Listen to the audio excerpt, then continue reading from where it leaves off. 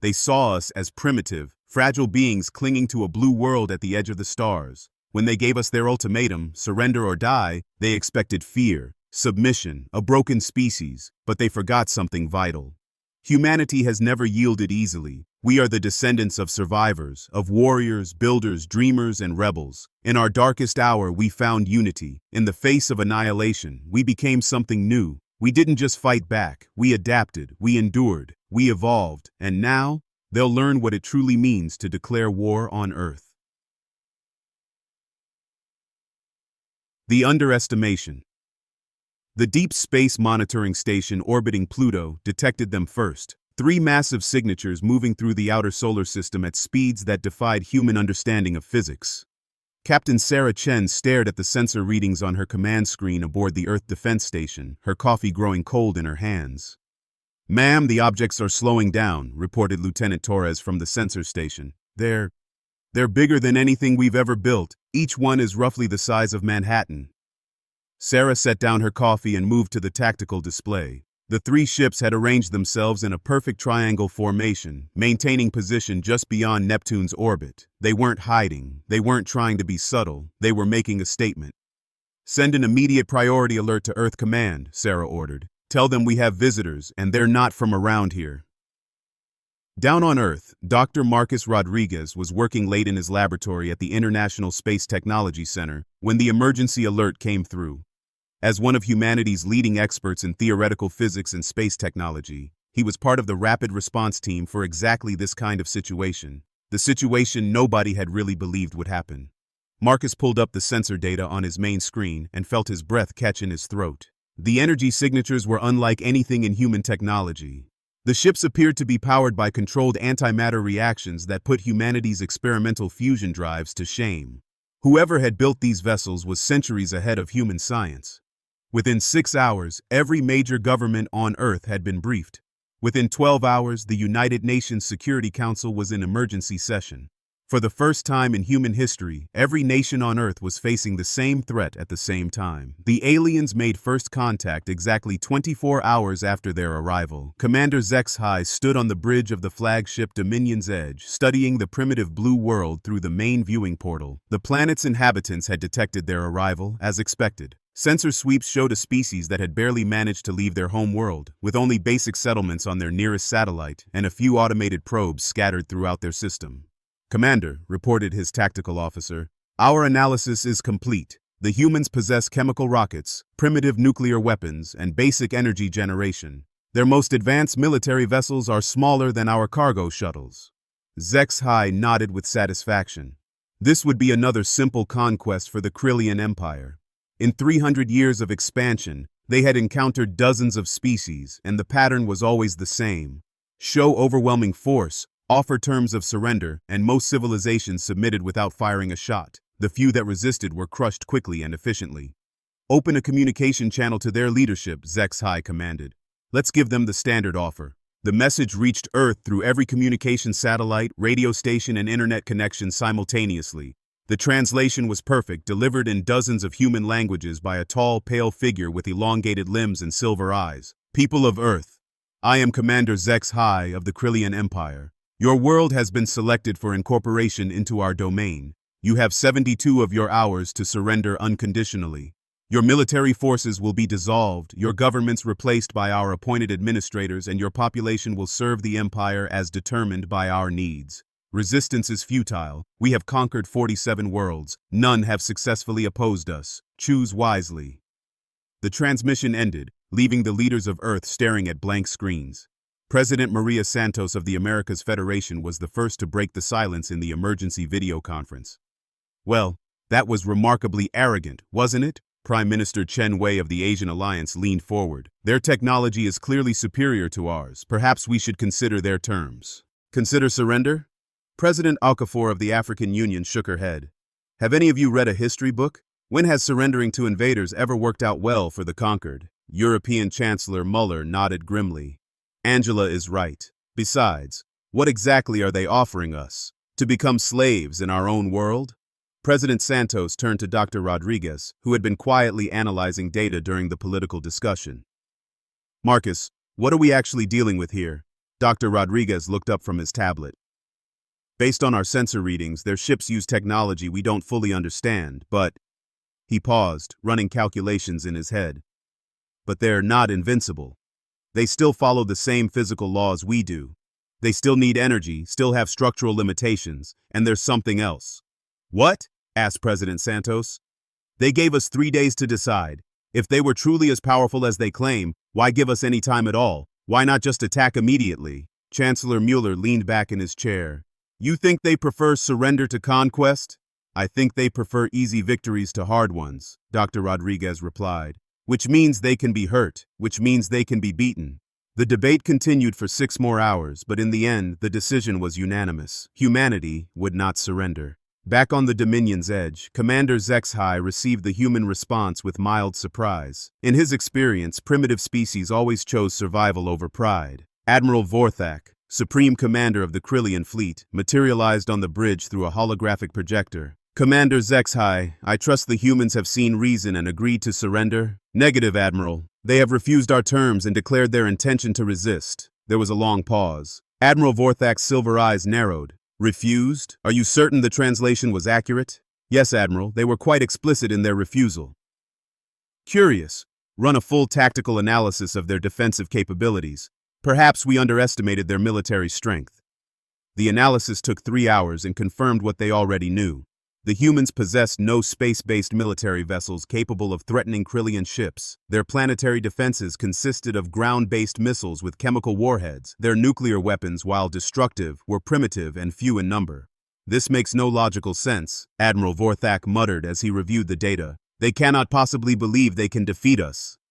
Perhaps their psychology differs from other species we have encountered, suggested Zexhai. Psychology is irrelevant in the face of superior firepower. Begin the assault. Full suppression of military targets, then atmospheric bombardment of major population centers. Standard conquest protocol. The Krillian attack began at dawn, Earth time. Captain Sarah Chen watched from her command station as the alien ships moved into Earth's orbit. Their weapons were unlike anything in human arsenals, coherent energy beams that could slice through the strongest metals, plasma charges that exploded with the force of small nuclear weapons, and defensive shields that deflected everything humanity fired at them. The International Space Station was destroyed in the first minute. 3 orbital defense platforms followed within 5 minutes. Earth's small fleet of military shuttles and experimental fighters lasted less than an hour. But something unexpected happened during that hour. Lieutenant Jake Morrison, piloting one of the experimental X-47 fighters, managed to score a direct hit on a Krillian escort vessel. The hit didn't destroy the alien ship, but it did something the Krillians hadn't experienced in decades of conquest. It damaged their shields.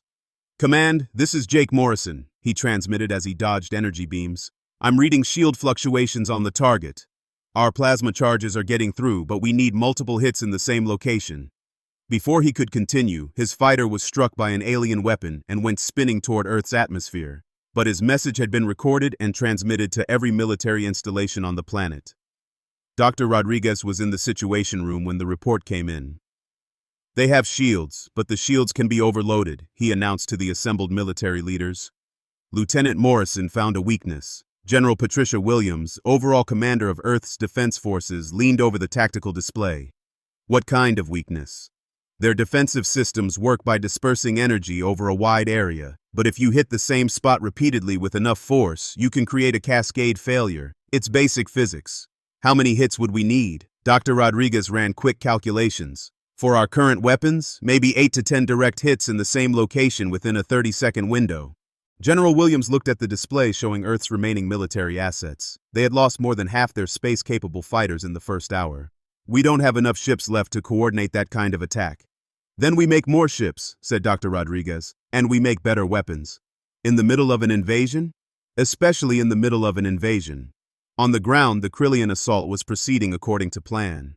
Their troop transports landed at 12 major cities simultaneously, deploying soldiers equipped with energy weapons and personal shields. They expected to face panicked resistance from primitive military forces. What they found instead were empty streets and abandoned buildings. Sub-Commander Tysera led the assault team into downtown New York, her sensors scanning for human life signs. The streets were eerily quiet, but her equipment detected thousands of humans hiding in the surrounding buildings.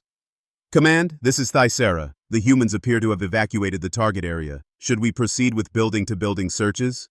Negative. Hold position and establish a perimeter. They will surrender once they realize resistance is hopeless. But the humans didn't surrender. Instead, they did something the Krillians had never encountered in 3 centuries of conquest. They learned. Dr. Rodriguez had spent the first day of the invasion in his laboratory, working with a team of engineers to reverse engineer fragments of alien technology recovered from the destroyed ships. What they discovered was both encouraging and terrifying. The aliens' technology is incredibly advanced, he explained to General Williams over a secure video link, but it's also highly standardized. They use the same energy frequencies, the same shielding patterns, the same weapon designs across their entire fleet. Is that good or bad for us? It's good because once we figure out how to counter one ship, we can counter all of them. It's bad because their standardization suggests they've been very successful with these designs for a very long time. How long to develop countermeasures? Give me 48 hours. General Williams looked at the tactical display showing Krillian troops occupying 12 cities. Marcus, we might not have 48 hours. Then I'll work faster. As the second day of the invasion began, something remarkable happened. Reports started coming in from occupied zones that the aliens weren't behaving like typical conquerors. They seemed confused by the lack of government officials to negotiate with, frustrated by the absence of infrastructure to take over, and increasingly concerned by the complete silence from the human population. Commander HFY stood in the center of Times Square, surrounded by empty advertisements and abandoned vehicles. His troops had secured the area, but there was nothing to secure. The humans had simply vanished into the buildings around them. Sir, reported his communications officer, we're receiving similar reports from all occupation zones. The humans have evacuated all strategic locations and gone into hiding. Then flush them out. Begin systematic searches. Sir, there are millions of humans in these cities. Our forces number only in the thousands. A complete search could take months. HFY felt the first stirring of doubt. In previous conquests, the local population either fought desperately and was quickly defeated, or surrendered immediately. This passive resistance was something new. His thoughts were interrupted by an explosion 3 blocks away, then another, then a dozen more spread across the city. The humans weren't just hiding, they were preparing. Dr. Rodriguez's team had worked through the night, and by dawn of the 3rd day, they had their first breakthrough. Using fragments of Krillian technology and human engineering ingenuity, they had developed a new type of missile warhead that could disrupt alien shields. It's not elegant, Dr. Rodriguez admitted as he demonstrated the prototype to General Williams. But it works. The warhead creates a localized electromagnetic pulse that interferes with their shield generators. After the pulse, they're vulnerable to conventional weapons for about 10 seconds. How many can you make? With our current manufacturing capacity, maybe 100 in the next week. Make them faster and bigger. As the 3rd day of the invasion dawned, the Krillians were beginning to realize they had underestimated more than just human military capability. They had underestimated human adaptability, human stubbornness, and most importantly, human creativity. Admiral Vorthak reviewed the reports from the surface with growing concern. His forces controlled 12 city centers, but the humans had turned every surrounding building into a potential fortress. More troubling, his ships in orbit were reporting increased resistance from what appeared to be upgraded human fighters. Commander HFY, explain to me how a primitive species has managed to improve their military technology in 3 days. Unknown, Admiral. Our intelligence suggested they would require years to develop effective countermeasures to our systems. Your intelligence was wrong. How many ships have we lost? HFY hesitated. 7 escort vessels and 2 heavy cruisers, Admiral. In 3 days? Against chemical rockets and nuclear weapons? The humans. They adapt quickly, Admiral. Faster than our projections indicated. Admiral Vorthak stared at the tactical display showing Earth. For the first time in his military career, he was facing an enemy that seemed to get stronger the longer they fought. Double our ground forces. I want those cities secured within 24 hours. Sir, our reserves are already committed to other conquest operations. Then pull them back, all of them. If we can't defeat these humans quickly, we may not be able to defeat them at all.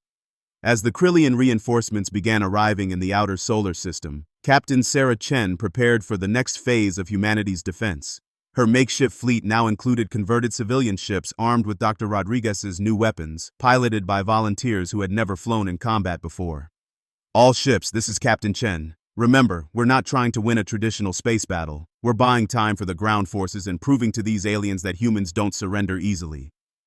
The second wave of fighting was about to begin, and both sides were beginning to understand that this war would be unlike anything either had experienced before. The Krillians had expected another easy conquest. Instead, they were learning what it meant to fight a species that refused to accept defeat. The battle for Earth was just getting started. The human factor Lieutenant Jake Morrison had survived his fighter crash through luck and quick thinking. Now, 3 weeks into the invasion, he was leading a ground-based resistance cell in the ruins of Chicago. His face was dirty and his uniform torn, but his eyes burned with the same determination that had carried him through his first encounter with alien shields. "The pattern is always the same," Jake explained to his team of civilian volunteers as they crouched in the basement of a destroyed office building. "The Krillian patrols come through every 6 hours, they scan for life signs, and then they move on. They're not expecting us to fight back anymore." Elena Vasquez, a former automotive engineer who had joined Jake's cell, looked up from the improvised explosive device she was assembling. "Their mistake. I've been studying the wreckage from their patrol vehicles. Their armor is strong, but it has blind spots." Elena had become something the Krillians never expected to encounter. A human who could reverse engineer their technology faster than their own scientists could develop countermeasures. In 3 weeks, she had learned more about alien engineering than some species mastered in decades. "Show me," Jake said. Elena pulled out a tablet displaying detailed schematics. "See these joints where the armor plates connect? They use a flexible polymer that's vulnerable to sustained heat. If we can get an incendiary device to stick to one of these spots for more than 30 seconds, we can burn through to their internal systems." "How do we get close enough to place it?" Elena smiled grimly. "We don't go to them. We make them come to us." Above ground, Sub-Commander Thysera was leading her patrol through the Chicago ruins for the 100th time. The humans had been quiet for the past week, which should have been reassuring. Instead, it made her nervous. In her experience, silence usually meant the enemy was planning something. "Commander," her sensor operator reported, "I'm detecting a small human gathering 2 blocks north. Appears to be some kind of meeting." "How many?" 8 individuals, sir. They appear to be unarmed." Thysera considered this. Since the invasion began, human gatherings had become increasingly rare. Most of their resistance had been individual acts of sabotage rather than organized group activities. This could be significant. "We investigate. Full tactical formation."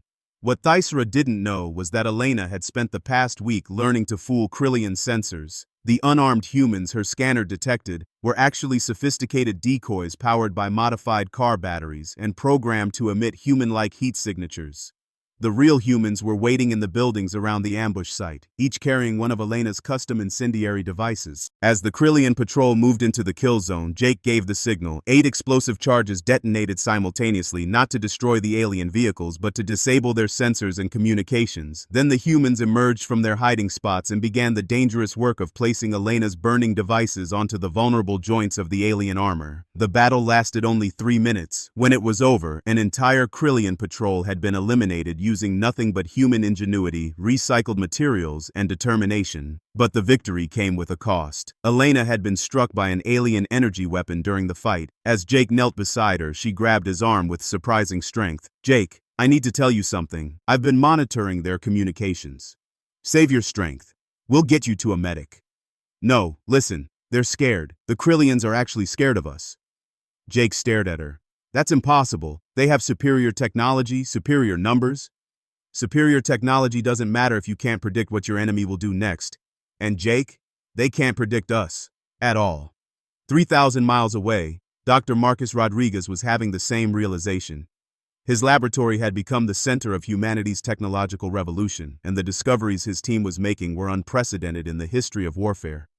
"General Williams," he said over the secure video link, "I need to show you something extraordinary." Dr. Rodriguez gestured to a wall covered in alien technology components, human engineering schematics, and mathematical equations. "We've been approaching this all wrong. We've been trying to match their technology piece by piece, but that's not how humans solve problems." "What do you mean?" "The Krillians develop technology through incremental improvements over centuries. They perfect one design and then use it for generations. But humans, we iterate, we improvise, we take completely unrelated technologies and combine them in ways that should be impossible." Dr. Rodriguez picked up a device that looked like a fusion of a smartphone, a car engine, and pieces of alien circuitry. This shouldn't work according to any known principles of engineering, but it does work, and it works better than anything the Krillians have. What does it do? It's a personal shield generator, not as powerful as theirs, but it runs on AA batteries and can be manufactured in any electronics factory on Earth. I call it applied human chaos theory. General Williams leaned closer to the screen. How many can you make?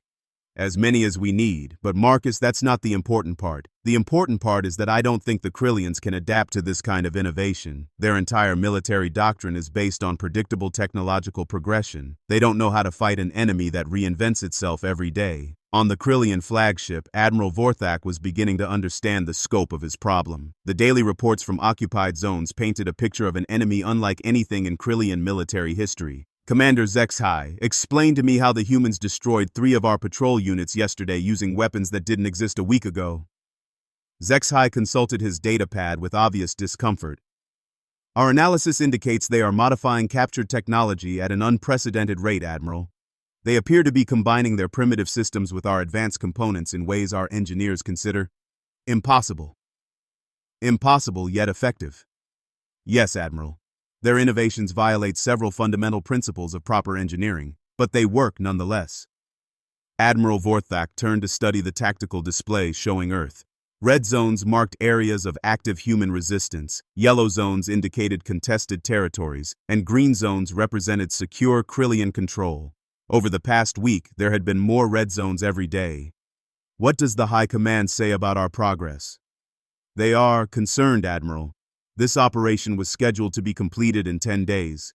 We are now in our 4th week with no end in sight. And our casualties? Zexhai hesitated. 17 ships lost, Admiral. Over 3,000 ground troops. These losses exceed our projections for the entire conquest by a factor of 10. For the first time in his career, Admiral Vorthak was considering the possibility of failure. Not just delayed success, but actual defeat. The thought was almost incomprehensible. Dr. Kenji Nakamura had been studying Krillian behavior patterns since the invasion began. As Earth's leading expert in military psychology, he had been tasked with understanding how the aliens thought and, more importantly, how to disrupt their thinking. They're creatures of habit, he explained to the assembled resistance leaders during a secure video conference. Everything they do follows established protocols developed over centuries of successful conquests. But habits can become weaknesses if you know how to exploit them. What kind of weaknesses? Asked Captain Chen from her orbital command station. They expect resistance to follow logical patterns, defend strategic locations, protect valuable resources, maintain clear chains of command. When they encounter resistance that doesn't follow these patterns, they don't know how to respond. Jake Morrison, participating in the conference from his hideout in Chicago, leaned forward. You're talking about psychological warfare. Exactly. We need to make them doubt everything they think they know about warfare. We need to make them question their own superiority. How do we do that? Dr. Nakamura smiled. We do what humans do best. We be completely unpredictable. The next phase of human resistance began with something the Krillians had never experienced: coordinated chaos. Instead of trying to hold territory or protect specific locations, human forces began a campaign of seemingly random attacks that followed no discernible strategy. In New York, resistance fighters would attack a water treatment plant. In Tokyo, they would sabotage a traffic control system. In London, they would target a shopping mall. To outside observers, the attacks seemed pointless and scattered. But Dr. Nakamura understood something about psychology that the Krillians did not. When you can't predict your enemy's next move, you start seeing threats everywhere. And when you see threats everywhere, you become paralyzed by indecision. Sub-Commander Thyssara was experiencing this firsthand. After losing her patrol in Chicago, she had been assigned to oversee security in Detroit, but every day brought new attacks that seemed to make no military sense. Commander, her intelligence officer reported, the humans attacked a bakery, a library, and a bus stop yesterday. We cannot determine the strategic value of these targets. Perhaps they are trying to demoralize their own population. Negative, sir. Intelligence indicates that these attacks are actually increasing human morale. They appear to view any action against us as a victory, regardless of its military significance. Thyssara stared at the tactical map of Detroit. Red dots marked every location where humans had struck in the past week. There were dozens of them, scattered across the city with no apparent pattern. What are your orders, Commander? For the first time in her military career, Thyssara had no idea what to do. Krillian military doctrine had no provisions for dealing with an enemy that attacked random civilian targets for psychological rather than strategic reasons. Increase patrols, double our sensor sweeps, and request additional reinforcements from the fleet. Sir, we have already requested reinforcements 3 times this week. Then request them again. Back in his laboratory, Dr. Rodriguez was making breakthrough after breakthrough. The combination of alien technology and human engineering creativity was producing results that amazed even him. General Williams, you need to see this, he said during their daily briefing. He held up what looked like a modified tablet computer. We've cracked their communication protocols. You can intercept their messages? Better than that, we can send them messages, and we can make those messages appear to come from their own command structure. General Williams leaned back in her chair. Marcus, please tell me you're thinking what I think you're thinking. We're going to turn their own communication system against them. We're going to feed them false orders, contradictory intelligence, and completely fabricated threat assessments. We're going to make them so confused they won't know who to trust. Is that ethical? Dr. Rodriguez looked at the reports of human casualties covering his desk. General, they came to our world uninvited, demanded our surrender, and started killing our people when we refused. I think ethical considerations are off the table. The psychological warfare campaign began immediately. Krillian units across Earth started receiving orders that contradicted previous instructions. Reports came in of human superweapons that didn't exist, human reinforcements that were nowhere to be found, and human strategies that made no sense. Within days, Krillian military coordination began to break down. Units refused to follow orders they suspected were fake. Commanders questioned intelligence reports that seemed too convenient. The entire invasion force was becoming paralyzed by suspicion and doubt. Admiral Vorthak called an emergency meeting of his senior staff. The holographic projections of his commanders appeared around the conference table, each looking more stressed than the last. Gentlemen, we have a problem, he began. Our ground forces are reporting complete breakdown of tactical coordination. Our communication systems appear to be compromised, and our casualty rates continue to climb. Commander Zexhai spoke first. Admiral, I believe we underestimated these humans more severely than we initially realized. They are not just technologically adaptive, they are psychologically sophisticated. They understand warfare in ways we do not. Are you suggesting they are more advanced than our initial assessment indicated? I am suggesting, Admiral, that they are fundamentally different from any species we have encountered. They do not fight to defend territory or resources. They fight to preserve something we do not fully understand, something they call freedom. Admiral Vorthak considered this. In 3 centuries of conquest, the Krillian Empire had faced species that fought for survival, for resources, for territory, for religious beliefs, but they had never faced a species that fought for an abstract concept like freedom. What are your recommendations? The conference room was silent for a long moment. Finally, Zexhai spoke again. Admiral, for the first time in my military career, I am not certain we can win this war. As the 6th week of the invasion began, both sides were preparing for the next phase of the conflict. The Krillians were bringing in massive reinforcements and considering extreme measures. The humans were about to reveal just how dangerous a species could become when fighting for its survival. The turning point was approaching, and neither side was prepared for what would happen next. The turning point. General Patricia Williams stood before the largest gathering of human military leaders in history. Representatives from every nation, every resistance cell, and every surviving military unit had assembled in the secure bunker beneath Mount Cheyenne. The war was entering its 7th week, and humanity was about to make its boldest move yet.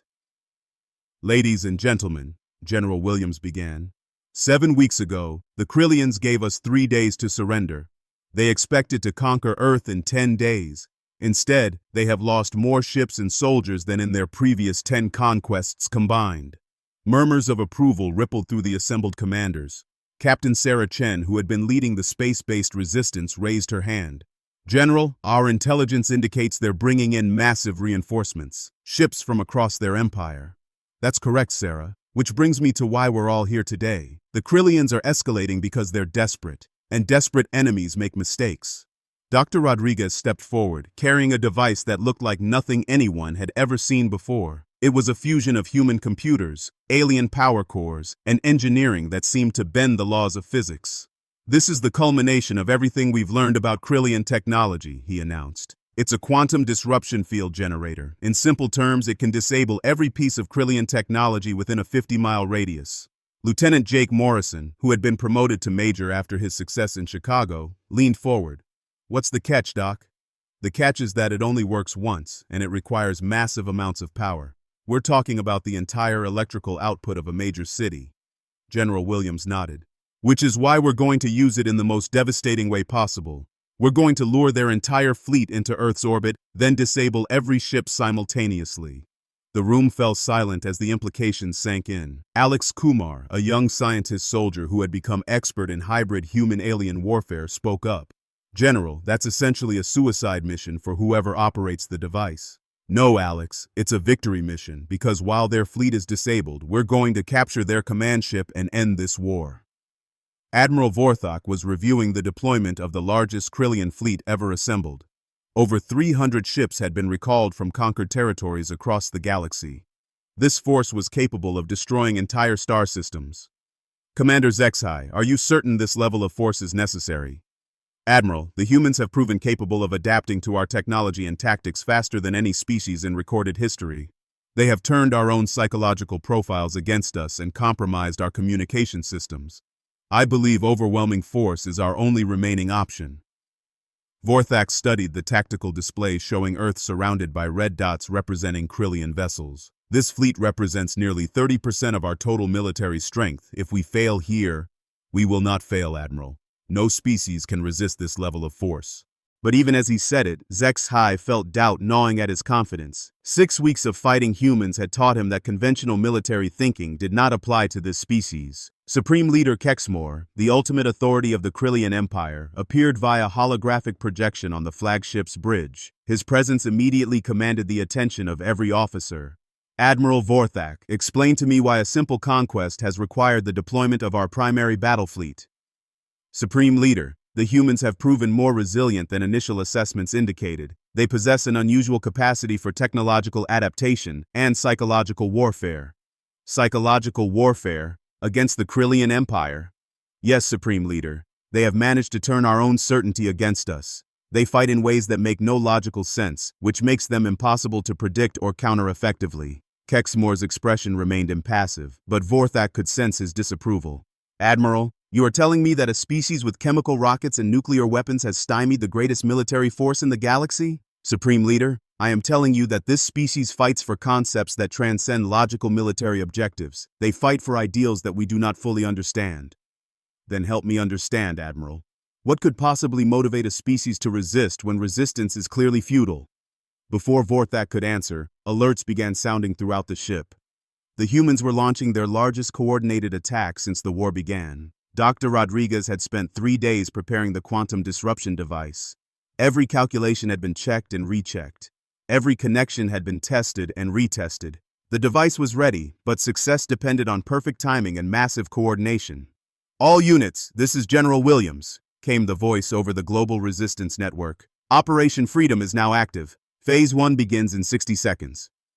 Around the world, human forces launched simultaneous attacks on every Krillian position, but these were not the random, chaotic strikes of previous weeks. These attacks were carefully coordinated to appear like a desperate last stand. Major Jake Morrison led the assault on the Krillian Command Center in Chicago. His forces were outnumbered 10-1, but that was intentional. The attack was meant to look like humanity's final, futile gesture of defiance. "Remember," Jake told his fighters as they prepared to charge the alien positions, "we're not trying to win this battle. We're trying to make them think we're trying to win this battle." The attacks began simultaneously across 6 time zones. From space, it looked like humanity was making one last desperate attempt to drive the invaders from Earth. Every human military asset was committed to the offensive. Admiral Vorthak watched the global assault begin with a mixture of satisfaction and confusion. The humans were finally fighting a conventional battle, but their timing made no sense. "Commander, analysis of human attack patterns indicates they are committing all remaining forces simultaneously. This appears to be their final offensive capability."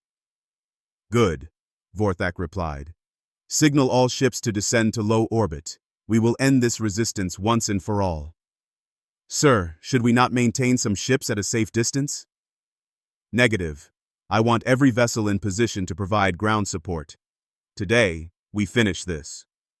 As the massive Krillian fleet descended toward Earth, General Williams watched from the command bunker. 300 alien ships, each capable of destroying cities, were positioning themselves exactly where humanity needed them to be. Dr. Rodriguez, are you ready? Marcus looked up from his console, surrounded by the most complex piece of technology ever created by human hands. General, I want to go on record as saying this is either the most brilliant plan in military history or the most catastrophic mistake. Noted, Doctor. Alex, are your teams in position? Alex Kumar, who had spent the past week training the most elite human soldiers in the use of captured alien technology, nodded grimly. Strike teams are standing by at all predetermined locations. The moment their ships go dark, we move. Sarah, what's the status of our remaining space assets? Captain Chen responded from her position aboard humanity's last remaining combat vessel. All surviving fighters are ready for Phase 2, General. We'll have maybe 10 minutes to board their command ship before their systems come back online. General Williams took a deep breath. Everything humanity had learned about warfare, about technology, about themselves over the past 7 weeks had led to this moment. Dr. Rodriguez, initiate the quantum disruption field. The device activated with a sound like the universe tearing. Energy equivalent to the output of a major power plant flowed through circuits that had been designed by combining human engineering with alien technology in ways that should have been impossible. In orbit above Earth, the effect was instantaneous and absolute. Every Krillian ship went dark simultaneously. Lights failed, engines shut down, weapon systems died, and 300 of the most advanced vessels in the galaxy became floating metal shells. The silence that followed was the loudest sound in human history. Phase 2, execute, General Williams commanded.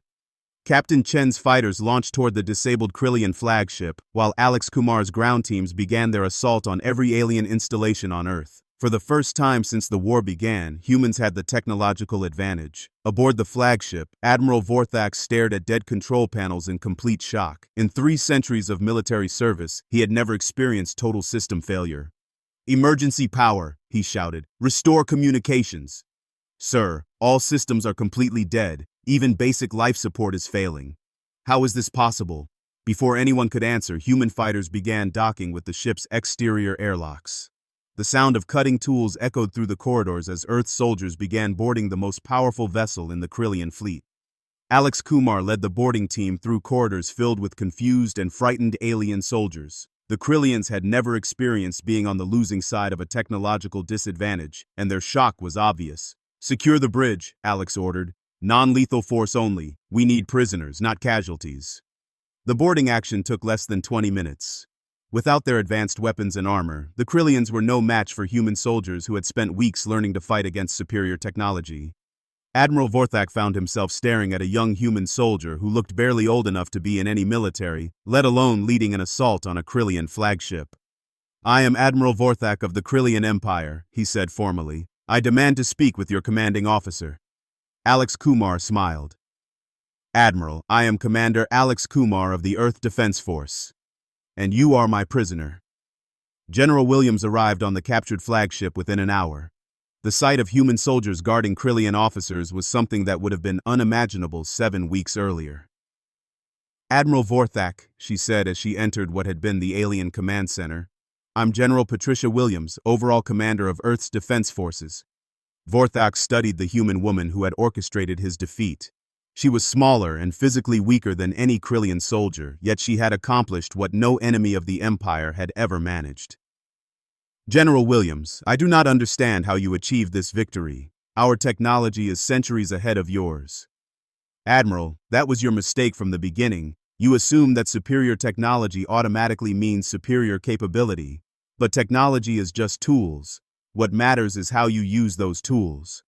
But your weapons, your ships, your entire military infrastructure is primitive compared to ours. General Williams walked to the main viewing port and gestured toward Earth below. Admiral, do you see that planet? Every single person on it was willing to die rather than surrender to you. Do you know what that means? It means you are an illogical species.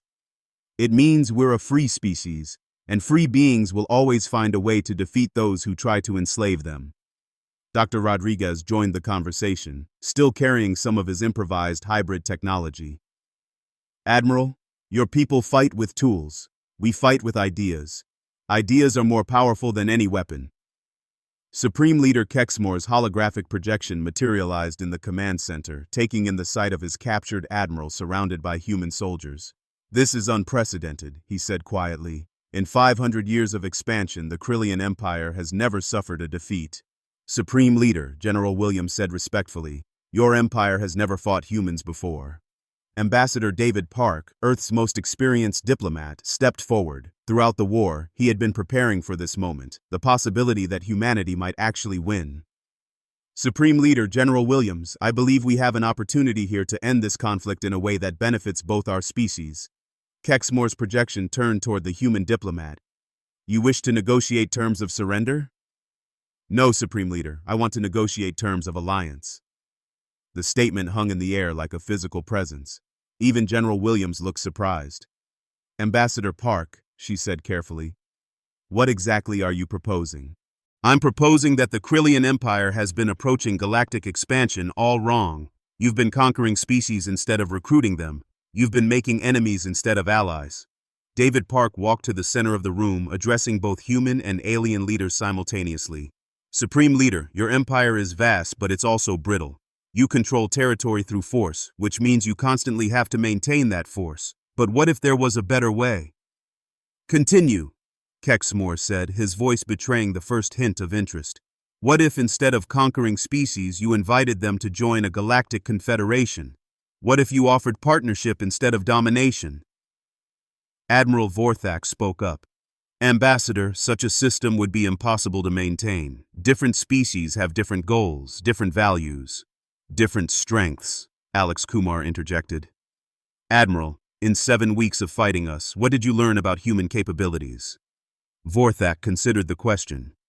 "You adapt quickly, you innovate under pressure, you fight for concepts rather than territory." "Exactly. Those are valuable capabilities. What if instead of trying to suppress them, you found ways to use them?" Supreme Leader Kexmore was silent for a long moment. Finally he spoke. "You are suggesting that the Empire should change 5 centuries of successful expansion policy based on one military defeat?" General Williams stepped forward. "Supreme Leader, it wasn't one defeat, it was one awakening. Your empire succeeded against species that fought the way you expected them to fight, but the galaxy is full of species you haven't met yet, species that might be even more adaptable than humans. What if the next species you encounter doesn't just resist your conquest but completely destroys your invasion fleet?" Dr. Rodriguez added. "What if they're even better at innovation than we are?" Kexmore looked around the captured bridge of his most powerful ship. Everything he saw contradicted 5 centuries of Krillian military doctrine. "What are your terms?" he asked finally. Ambassador Park smiled. "Complete withdrawal of all Krillian forces from Earth and its solar system. Establishment of formal diplomatic relations between Earth and the Krillian Empire. And the beginning of negotiations for a new type of galactic organization based on voluntary cooperation rather than forced submission. And in return? In return, humanity offers its technological innovation capabilities, its adaptability, and its experience fighting unconventional warfare to help the Empire deal with future threats that conventional military doctrine cannot handle."